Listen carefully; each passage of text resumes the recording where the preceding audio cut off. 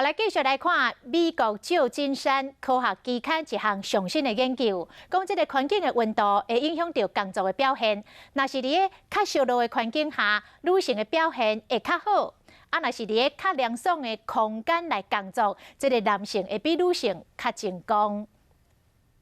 一般办公室拢会开空调、冷气，真侪女性拢会抹围巾、抹毯啊。美国科学期刊一项研究讲，女性伫比较较温暖的环境下，生产力会较有效率，会比男性佫较好。这项研究伫德国做的，针对500个男女大学生，互因伫各种温度下工作，结果发现讲办公室温度若是比较较悬的时，女性伫数学、语文能力表现会较好。不过神经内科的医生并无认同。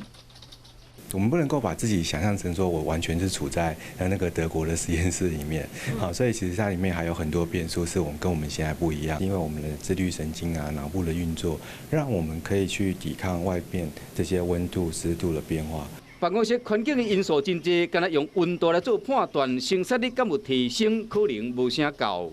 塑造成一个自己适合的环境，然后让自己在工作啊心情是最佳化，那当然是最好。